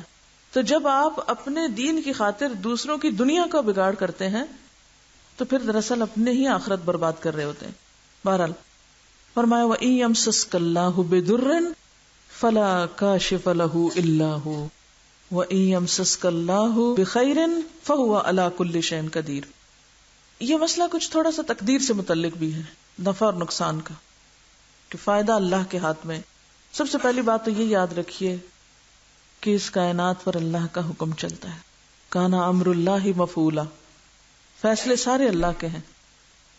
ٹھیک ہے، پہلا نقطہ یہ یاد رکھنا ہے. مصیبت آتی ہے تو بے اذن اللہ، فائدہ ہوتا ہے تو بے اذن اللہ. جب انسان اس حقیقت کو ایکسپٹ کر لیتا ہے تو اس کا طریقہ پھر کیا ہوتا ہے؟ الذین اذا اصابتہم مصیبت قالوا انا للہ وانا الیہ راجعون. فائدہ کیا ہوتا ہے؟ اولئک علیہم صلوات من ربہم ورحمہ واولئک هم المہتدون. یہ سیدھے رستے پر ہیں، یہ جانتے ہیں کہ اہدنا الصراط المستقیم کیا ہے. جن کا عملی رویہ مصیبت کے وقت یہ ہوتا ہے کہ اس کو اللہ کے اذن سے سمجھتے ہیں اور وہ یہ جانتے ہیں کہ میرا رب مجھ پہ ظالم نہیں، اس میں بھی ضرور کوئی بہتری ہے. وہ مصیبت کے وقت بھی اس سے خیر کا پہلو نکالنا جانتے ہیں. رسول اللہ صلی اللہ علیہ وسلم نے فرمایا یاد رکھو جو مصیبت تم پہ آئی وہ تم سے خطا کرنے والی نہیں. وَعْلَمْ أَنَّمَا أَصَابَكَ لَمْ يَكُنْ لِيُخْطِئَكَ وَمَا أَخْطَأَكَ لَمْ يَكُنْ لِيُصِيبَكَ. جو خطا ہو گئی وہ تم پہ آنے والی نہیں تھی، اور جو آئی وہ جانے والی نہیں تھی، وہ تمہارے اوپر ہی آنی تھی. اسے ایکسپٹ کرو.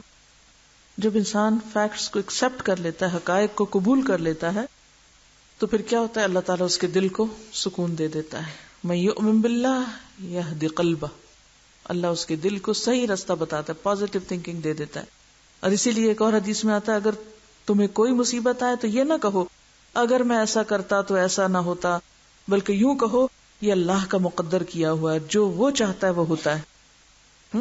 فلا تقل لو انی فعلت کذا لکان کذا ولکن قل قدر اللہ وما شاء فعل. پھر اسی طرح آپ صلی اللہ علیہ وسلم نے یہ بھی فرمایا ہر چیز تقدیر میں لکھی ہوئی ہے، یہاں تک کہ عجز اور درماندگی اور چالاکی اور عقل مندی بھی. اب اس کو لوگ الٹے معنوں میں لیتے ہیں، پھر وہ کہتے ہیں جب ہر چیز لکھا ہوا تو پھر ہمیں تو کچھ کرنے کی ضرورت نہیں. یہ نہیں ہے اس کا معنی. مراد یہ کہ یہ اللہ کے علم میں ہے کہ انسان کو جب وہ صلاحیت دے گا تو وہ اس کا استعمال کس طرح کرے گا. اور پھر اسی طرح یہ ہے کہ یہ سب چیزیں نہ صرف یہ کہ اس کے علم میں ہے بلکہ اس نے پہلے سے لکھ کے بھی رکھی ہوئی ہیں کہ ایسا ہونے والا ہے. وہ اس کے علم میں یا کاغذ پر، اس سے کیا فرق پڑتا ہے؟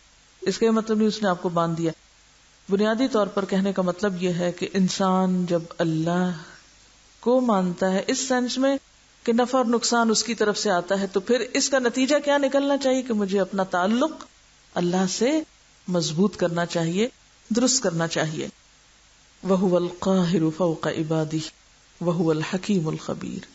وہ اپنے بندوں پر پورا اقتدار رکھتا ہے، وہ حکمت والا ہے، خبر والا ہے. قُلْ أَيُّ شَيْءٍ أَكْبَرُ شَهَادَةً قُلِ اللَّهُ. ان سے پوچھو کس کی گواہی سب سے بڑھ کر، کس کی بات سب سے سچی ہے؟ کہو میرے اور تمہارے درمیان اللہ گواہ ہے کہ کون حق پر ہے اور کون باطل پر. قُلِ اللَّهُ شَهِيدٌ بَيْنِي وَبَيْنَكُمْ وَأُوحِيَ إِلَيَّ هَذَا الْقُرْآنُ لِأُنذِرَكُمْ بِهِ. یہ قرآن کس لیے آیا ہے؟ کس لیے آیا ہے قرآن؟ اوحی الی ھذا القرآن لانذرکم بہ، کہ تمہیں اس کے ذریعے میں خبردار کروں. قوم سے مراد کون ہے؟ اہل مکہ.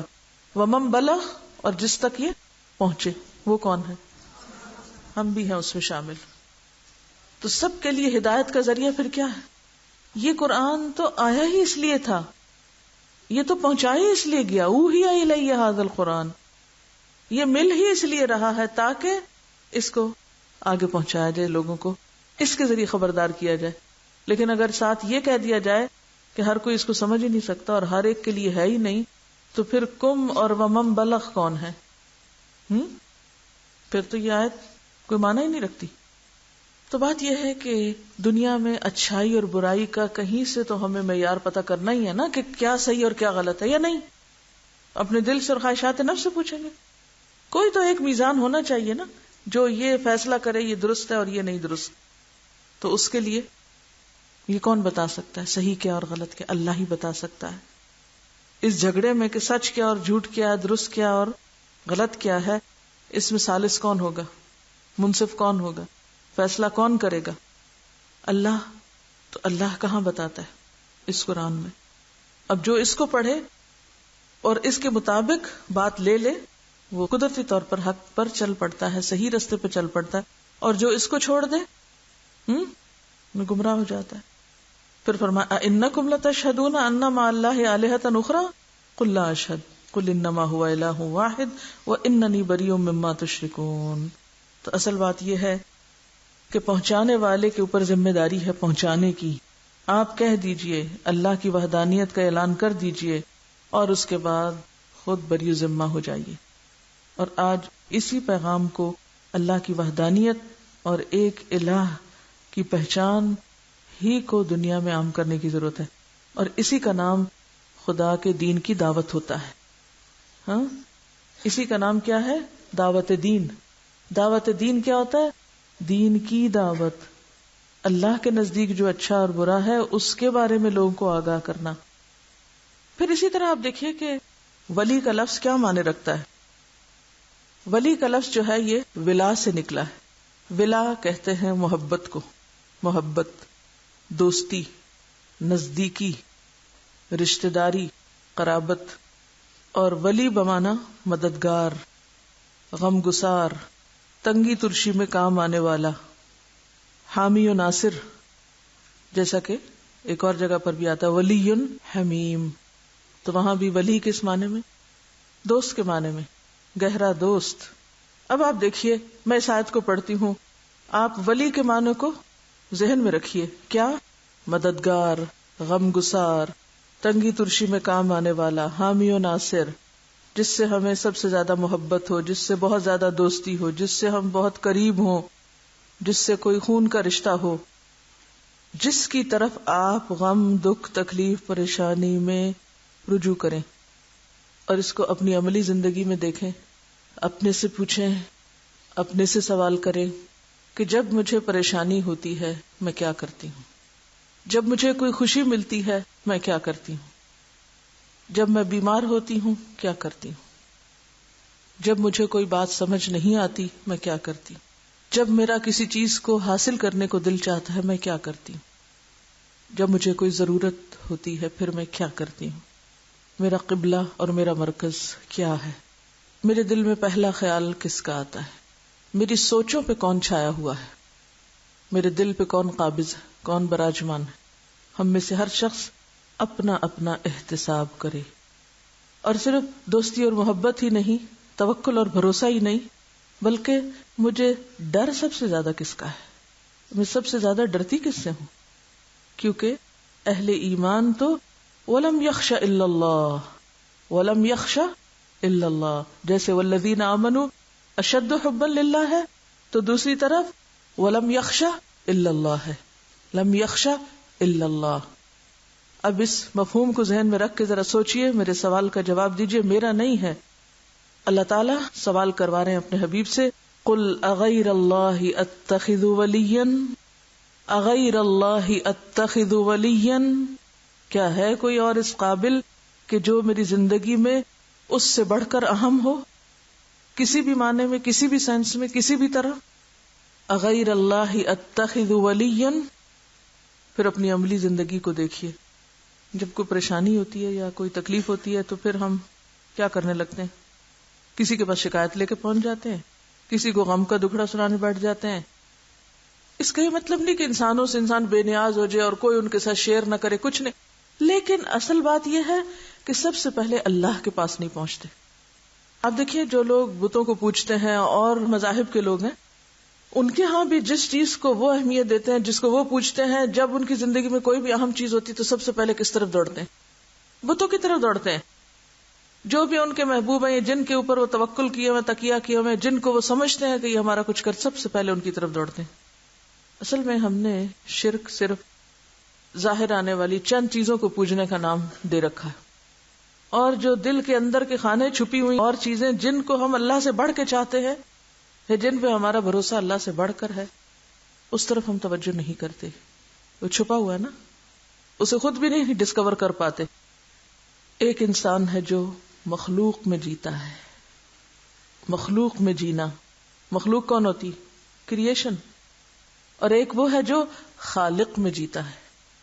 خالق میں، خالق کون ہے؟ جس نے سب کچھ بنایا. فاطر السماوات والارض.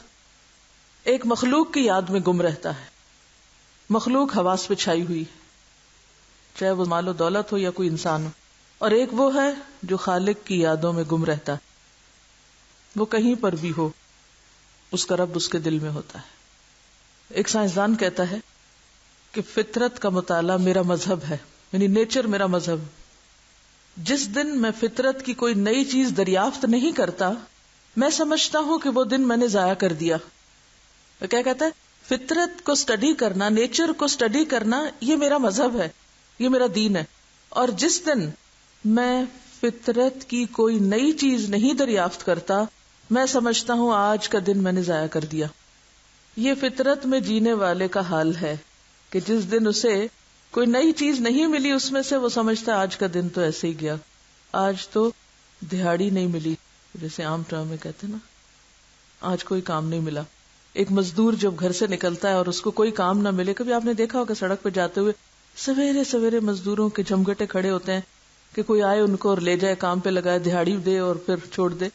تو اسی پہ ان کی زندگی کا انحصار ہوتا ہے. ان کو دہاڑی نہ ملے تو وہ انتہائی مایوس لوٹتے، آج کا دن ضائع گیا. سائنسدان کہتا ہے مجھے کوئی نئی چیز نہیں ملے، میرا دن ضائع گیا. اور ہم سب اللہ والے کیا کہتے ہیں؟ کبھی سوچتے ہیں کہ آج میں نے اپنے رب کی کوئی نئی ادا، کوئی نئی چیز نہیں پائی، ایک نئی طرح سے میرا رب مجھے نہیں ملا، تو ہم بھی کہیں کہ میرا دن ضائع گیا. ہمیں بھی اپنے رب کے بارے میں ہر روز ایک نئی کیفیت سے گزرنا چاہیے. اسی کو کہا گیا کہ جس کا آج اس کے کل سے بہتر نہیں، وہ تباہ ہوا. رب کو پانا کسی بت کو پانا نہیں ہے کہ ایک جامد ساکت چیز کو آپ پا لیں کہ میں نے پا لیا رب کو اور ایک دفعہ میں نے ڈسکور کر لیا اور اب بس ساری زندگی کے لیے کافی ہو گیا. اللہ تعالیٰ کوئی محدود چیز ہے؟ نہیں. تو اس کو پانا بھی کسی مخصوص شکل میں پانا نہیں ہوتا کہ کسی خاص شکل میں آپ نے پا لیا اور آپ کہے جی مجھے میرا رب مل گیا. یہ تو ایک کانسٹنٹ ایفرٹ ہے، یہ تو ہر روز کی ایک نئی دریافت ہوتی ہے، یہ تو ہر روز دل پہ آنے والا ایک نیا خیال، ایک نئی واردات ہوتی ہے. یہ تو ایک مسلسل حقیقت ہوتی ہے جس کی کوئی حد نہیں. یہ مسلسل واقعہ ہوتا ہے. دیکھیں آپ ہر لمحے کسی ذہنی قلبی کیفیت سے گزر رہے ہوتے ہیں یا نہیں؟ آپ کی سوچ، آپ کا ذہن، آپ کا دھیان کوئی جامد ساکت چیز ہے. تو رب بھی کوئی جامد ساکت بت نہیں ہے. آپ خواہشات، احساسات، سوچوں کا مجموعہ ہوتے ہیں. جیسے جیسے آپ کی سوچیں سفر کرتی ہیں نا، جیسے جیسے آپ کا شعور پختہ ہوتا ہے، جیسے جیسے آپ ذہنی اعتبار سے میچور ہوتے ہیں، تو اپنے رب کے بارے میں بھی آپ کا جو ایمان یا معرفت کا درجہ ہے وہ بھی کنٹینیوسلی گرو کرتا ہے، بڑھتا جاتا ہے. ایک بچہ اور طرح سے پرسیو کرتا ہے، ایک بڑا اور طرح سے. تو ہر شخص مختلف طرح پرسیو کرتا ہے. ہر لمحہ ہی تو ہمیں کسی ولی کی ضرورت رہتی ہے. ہم ہر وقت ڈیپینڈنٹ ہوتے ہیں کہ نہیں؟ یہ انسان کی فطرت میں ہے نا. ہر وقت سہارا چاہیے اس کو، اور عورتوں کو تو اور بھی زیادہ. ہر وقت سہاروں کی تلاش میں ہوتے ہیں. یہ مسئلہ پیش آ گیا کہ سہارا چاہیے، کوئی مددگار چاہیے. لیکن اگر آپ اپنے رب کو پا لیں تو آپ کے اندر ایک ایسا ایمان، اعتماد، یقین، اور ایک ایسی سکون کی کیفیت ہوگی کہ اس کے بعد ہر مسئلے کا حل نکل آئے گا. من یؤمن باللہ یہدی قلبہ، جو واقعی اللہ پر ایمان رکھتا ہے نا، اللہ اس کے دل کو کیا دے دیتا ہے؟ راہ دکھا دیتا ہے، اس کو رہنمائی دے دیتا ہے. اس کے پاس ہر مسئلے کا حل ہوتا ہے. وہ مایوس نہیں ہوتا، وہ ڈپریشن میں نہیں ہوتا، وہ کسی چیز کو مسئلہ بناتا نہیں اپنے لیے، وہ کسی چیز سے مغلوب نہیں ہوتا، وہ قید تنہائی میں بھی تنہا نہیں ہوتا، کسی بھی مصیبت میں تنہا نہیں ہوتا. وہ کسی جنگل میں ہو، کسی بیابان میں ہو، وہ گھر میں ہو، وہ مصروفیت میں ہو، وہ فراغت میں ہو، وہ صبح بھی ہو، وہ شام بھی ہو. اسی کے لیے کہا گیا اتق اللہ حیث ما کنت، اللہ کا تقوی اختیار کرو، اللہ سے تعلق رکھو، حیث ما کنت، جہاں بھی تم ہو. یہ نصیحت آپ صلی اللہ علیہ وسلم نے ایک صحابی کو فرمائی. اس نے عرض کیا مجھے کوئی نصیحت کیجئے، تو آپ نے 3 باتیں دی تھی ان کو، اور پہلی بات یہی تھی اتق اللہ حیث ما کنت. حیث ما گرامر میں کیا ہے؟ ظرف ہے. ظرف ہے، اور ظرف کی 2 قسمیں ہوتی ہیں، زمان اور مکان. زندگی کا کوئی بھی لمحہ وہ سب زمانہ ہے، اور مکان جگہ کوئی بھی ہو. جب تک آپ دنیا میں ہیں آپ کے پاس زندگی اور آپ یہاں ہیں، یہ دونوں چیزوں کو کور کرتا ہے. حیث ما آپ کی زندگی کے ہر لمحے پر محیط ہے حیث ما، اور آپ کے وجود کے ہر مقام مکان میں محیط ہے. جہاں جہاں آپ چلے جائیں وہیں حیث ما ہے. تو اتق اللہ حیث ما کنت، سارے حالات میں، ساری کیفیات میں، ہر جگہ اس کو یاد رکھنا ہے، اس پر بھروسہ کرنا ہے. کسی لمحے اسے چھوڑ کے ادھر یا ادھر نہیں ہونا، غیر اللہ کی طرف نہیں جانا کہ کسی اور پہ آپ ایسا بھروسہ کرنے لگے، توکل کیوں؟ اس لیے کہ کوئی چیز بھروسے کے لائق ہے ہی نہیں، سب کمزور ہیں. اسی لیے ہر وقت ٹوٹتے ہیں، ہم ہر وقت مایوس رہتے ہیں، ہر وقت روتے دھوتے رہتے ہیں. یہ دھوکہ دے گیا، وہ فراڈ کر گیا، یہ یوں کر گیا، وہ یوں، ہر وقت پھر شکایتی ذہن ہوتا ہے ہمارا، کیونکہ غلطی تو اپنی تھی. بھروسہ کیا کیوں تھا ایک غیر بھروسے کے قابل چیز پر؟ کیوں بنایا تھا غیر اللہ کو ولی؟ یہی ہے الا ان اولیاء اللہ لا خوف علیہم ولا هم یحزنون. یہ چیز انسان کو خوف اور غم سے بے نیاز کرتی ہے کہ وہ اپنا سب کچھ اسی کو سمجھتا ہے اور باقی مخلوق کو کمزور سمجھتا ہے، بھولنے والا سمجھتا ہے، غلطی کرنے والا سمجھتا ہے. لہٰذا انسانوں کے ساتھ پھر اس کا معاملہ کیسے رہتا ہے؟ ہر وقت معاف کرتے رہنا. انسان ہے نا، چھوڑو پرے، معاف کر دو، جانے دو، کیا دل میں رکھنا. پھر مایوسی نہیں پاس پٹک. اغیر اللہ اتخذ ولیا، لکھ لیں اپنے پاس کسی ایسی جگہ جہاں آپ یاد رکھ سکیں. اغیر اللہ اتخذ ولیا، کہیں کوئی چیز ناگزیر نظر آنے لگے، اغیر اللہ اتخذ ولیا، کوئی بھی نہیں. مولانا مناظر احسن گیلانی ایک بہت بڑے اسکالر ہیں، ان کی ایک عبارت ہے، بہت ہی کام کی بات انہوں نے لکھی ہے. ایک کتاب ہے ان کی النبی الخاتم، اس میں وہ لکھتے ہیں کہ پہلوں کی عقلوں کو سورج کی شعاؤں اور آگ کے شعلوں نے اگر چندھیایا تھا تو کیا پچھلوں کے سینوں میں برق کی قوتوں، ایٹم کی طاقتوں، پٹرول کی توانائیوں نے چکا چوند نہیں لگائی ہے؟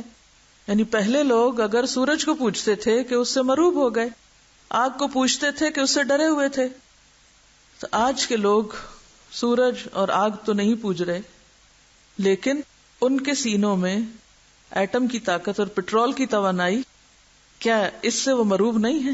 چلے ان لفظوں کو چھوڑ کے ایک لفظ بولیں، ٹیکنالوجی سے مروب نہیں ہے. بزرگوں کے کارنامے، سورماؤں کی اولو العزمیوں نے اگر پہلوں کو ان کے بزرگوں کی پتھر میں کھدی ہوئی مورتیوں کے آگے جھکا دیا تھا، یعنی بڑے بڑے ہیروز ہوتے تھے نا، بڑے بڑے بہادر لوگ ہوتے تھے، تو وہ کیا کرتے تھے؟ پتھروں پر ان کی تصویریں کندہ کر لیتے تھے. کبھی آپ کسی میوزیم میں گئے ہو تو آپ نے دیکھا ہوگا کئی اسٹیچوز پڑے ہیں، کہیں کچھ اور اس طرح. کہتے ہیں یہ تو پہلوں کا شرک تھا. تو کیا پچھلوں کے لیڈروں نے اور قائدوں کے کارناموں نے ان کے اسٹیچو اور فوٹو کے ساتھ ساری قومی عزت اور فلاح کو وابستہ نہیں کر لیا؟ یعنی بعد کے لوگوں نے بس شکل بدل لی ہے، کام وہی ہے، اصل میں شیپ بدل گئی ہے. تو بات یہ ہے کہ اللہ کو پانے کے 2 لیولز ہوتے ہیں، 2 لیولز. پہلا لیول ہے فطرت کے لیول پہ اس کو پانا. فطری سطح کیا ہے؟ کہ ہم تمام لوگ فطرت اللہ پہ پیدا ہوئے ہیں، یعنی اللہ کی ضرورت لے کے پیدا ہوئے ہیں. ہر دل میں اللہ کی محبت کسی نہ کسی رنگ میں ہے، ہر انسان کے اندر، کیونکہ اللہ تعالیٰ ہر انسان کی فطرت میں موجود ہے. ہر انسان کو اللہ کی ضرورت ہے، اور وہ اس کو ڈھونڈتے ڈھونڈتے پھر کبھی آگ میں جا کھوتا ہے، اور کبھی سورج میں، اور کبھی کسی اور چیز میں، اور کبھی کسی میں. کبھی ایک کو ولی بناتا ہے، کبھی دوسرے کو. یعنی وہ ایک ایسی ہستی کو ضرور مانتا ہے، چاہے اس کو نام اللہ دے یا کوئی اور دے، یا اس کی وہ ضرورت محسوس کرتا ہے اپنی زندگی میں. یہ ہے فطرت کی سطح، کہ وہ اندر ایک کٹکٹی لگی ہوئی ہے کہ کوئی ہے جو یہ آسمان بنانے والا ہے، جو ستارے چمکانے والا ہے، جو یہ کرتا، مگر وہ صحیح معنوں میں نہیں سمجھتا وہ کون ہے، وہ اس کو پہچانتا نہیں ہے. دوسری سطح ہوتی ہے شعور کی سطح، آنکھیں کھول کے اس کو پہچاننا اور مان لینا، اسی کا نام ایمان ہے.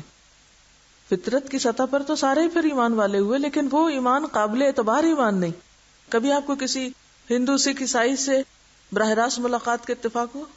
کبھی ان سے گفتگو کی اللہ کی ذات کے بارے میں؟ ہر مذہب میں کہیں نہ کہیں خدا کا تصور کسی نہ کسی نام، رنگ، شکل میں ضرور پایا جاتا ہے. جو لوگ بتوں کو بھی پوچھتے ہیں نا، وہ بھی پرماتما کی بات ضرور کرتے ہیں، بھگوان کی بات ضرور کرتے ہیں، فادر گاڈ کی بات ضرور کرتے. تو بات یہ ہے کہ ہر کوئی بات کرتا ہے اس کی، لیکن پھر ان کی یہ بات قابل اعتبار کیوں نہیں؟ جو انہوں نے بڑوں سے سنا، جیسے سنا ویسے ہی مان لیا، کوئی غور نہیں کیا، کوئی اس کی حقیقت نہیں جانی. اسی لیے تو آپ نے دیکھو کہ جو ملحد اور دہری ہوتے ہیں نا، وہ بھی مصیبت پڑے تو کس کو پکارتے ہیں؟ اللہ ہی کو پکارتے. لیکن ایسا ایمان تو فرعون کا بھی تھا نا، لیکن وہ قابل قبول نہیں ہوتا پھر، جو ظاہریت کا پردہ ہٹنے پہ انسان کو نظر آئے. مشرک انسان کی مشکل یہی ہوتی ہے کہ وہ فطرت کی سطح پہ تو خدا کو ماننے پہ مجبور ہے اور مان بھی رہا ہوتا ہے، لیکن شعور کی سطح پر سوچ سمجھ کے واقعی اللہ تعالیٰ کو ہر چیز سے اوپر قرار دینا اپنی زندگی میں، یہ ایمان مطلوب ایمان ہے. اب ہمیں اپنے ایمان کو دیکھنا ہے کہ ہمارا ایمان جو ہے وہ کون سا ہے. ہم نے بس اللہ تعالیٰ کو جس طرح ماں باپ سے سنا اسی طرح مان لیا، بس وہ کہتے ہیں اللہ تعالیٰ ہے، ہم بھی کہتے ہیں ہاں اللہ تعالیٰ ہے. جیسے آپ صلی اللہ علیہ وسلم فرمایا نا کہ ہر بچہ فطرت پہ پیدا ہوتا ہے، پھر اس کے ماں باپ اس کو یہودی یا عیسائی بنا دیتے ہیں. تو صرف رواجی طور پر ایک کام کو کر لینا جس کے اندر کوئی روح نہ ہو، اس سے کوئی بہت بڑی تبدیلی نہیں آیا کرتی. آج جو مشکل ہے نا مسلمانوں کی، وہ یہ کہ چاہے وہ اربوں کی تعداد میں ہو، لیکن چونکہ وہ رواجی ہیں زیادہ تر، ان کی میجورٹی، لہذا they don't make any difference، اس سے کوئی فرق نہیں پڑتا پھر. تو اصل ضرورت کیا ہے کہ ہم سب اپنے رب کی معرفت حاصل کریں اور شعور کی سطح پر اس کو پہچانیں اور صحیح توحید کو اپنی زندگی میں لائیں. اور صحیح توحید کیا ہوتی ہے؟ کہ انسان اپنی عقیدت اور محبت کے، اعتماد اور بھروسے کے سارے جذبات ایک اللہ سے وابستہ کر لے. یہ ہے خالص توحید. کیا کہا میں نے؟ اب دوبارہ بولوں گی لفظ. اپنی عقیدت، محبت، اعتماد، بھروسہ، یہ سارے جذبات ایک اللہ کے ساتھ وابستہ کر لیں. اللہ کی ذات سے بڑھ کر کسی اور سے عقیدت نہ ہو، کسی اور پہ بھروسہ نہ ہو، کسی اور سے ایسی محبت نہ ہو. اس کے برعکس شرک کیا ہوتا ہے کہ نام تو بندہ اللہ کا لیتا رہے، لیکن اس کی ساری دلچسپیاں، محبتیں، عقیدتیں، قربانیاں کسی اور کے لیے ہوں. کیا کہا میں نے؟ نام اللہ کا لیتے رہے، اللہ اللہ، لیکن عملی زندگی میں پرائرٹیز، محبتیں، عقیدتیں، رونا دھونا، ہنسنا خوشی، ہر چیز کسی اور سے وابستہ کی ہوئی. اس کو دیکھ کے جئیں، اس کو دیکھ کے مریں، اس کو دیکھ کے ہم سب کچھ کریں. تو اس کو کیا نام دیں گے؟ یہ کیا چیز ہے پھر؟ یہی تو غیر اللہ اتخذ ولیا، یہی تو غیر اللہ کو ولی بنانا ہے آج کے دور میں. اور الحمدللہ ہم سو کالڈ مسلمز کے اندر پتھروں کو تو نہیں کوئی پوچھتا، لیکن بہت سے لوگ اپنے اعلیٰ ترین جذبات اپنے لیڈرز اور اپنے بڑے بڑے رہنماؤں اور بزرگوں اور اکابر کے ساتھ وابستہ کیے ہوئے ہوتے ہیں. ان کے اشارے پہ چلتے ہیں، جدھر وہ چلائیں ادھر جھک جاتے ہیں، ان کے نام پہ کٹتے مرتے ہیں، ان کے اقوال کو سینے سے لگائے پھرتے ہیں. اور اس کے مقابلے میں اگر یہ پوچھا جائے کہ اللہ کا حکم کیا ہے، کچھ پتہ نہیں. بڑے بڑے اقوال زرین کی کتابیں بھر ڈالی اور ان کے اقوال دن رات رٹتے رہتے ہیں اور پڑھتے رہتے ہیں، لیکن پوچھو کہ قرآن بھی پڑھا ہے یا نہیں، کچھ پتہ نہیں. تو محبوب شخصیتوں کے پرستار بنے ہوئے، کبھی ان کو سٹار کہتے ہیں، کبھی ان کو کچھ اور بولتے ہیں. ہاں، پرستار پرستش کرنے والا ہوتا ہے نا، کبھی وہ سوچتے بھی نہیں ہے کہ ہم کیا بول رہے ہیں. یہ الگ بات ہے کہ اب ہم نے نام اپنا فین رکھ لیا ہے، لفظ بدل لیا ہے، کام وہی ہے. فین بھی تو گھومتا ہی رہتا ہے، وہ بھی چکر لگاتا رہتا ہے نا ایک ہی مرکز کے گرد. تو ایسے فینز بھی کیا کرتے ہیں، بس ایک ہی شخصیت کے گرد گھومتے رہتے ہیں. اس کے علاوہ چاہے کوئی سر پھوڑ دے، کسی کی بات سننے کو تیار نہیں، ادھر ہی جم جاتے ہیں. دین کا ایک ایسا خود ساختہ ورژن جو ہے، یہی دراصل ہم لوگوں کے یا مسلمانوں کے، آج کے دور کے مسلمانوں کے تنزل کا سبب ہے. آپ کو معلوم ہے کہ آپ صلی اللہ علیہ وسلم کی آمد سے پہلے بنی اسرائیل بھی مسلمان تھے، جانتے ہیں نا؟ ان کی مشکل کیا تھی سب سے بڑی؟ وہ بھی کیسے مسلمان تھے؟ رواجی مسلمان تھے، اسی لیے وہ کوئی تبدیلی نہ لا سکے. آپ صلی اللہ علیہ وسلم پر ایمان لانے والے صحابہ کرام وہ کیسے مسلمان تھے؟ سارا فرق ہی یہی ہے.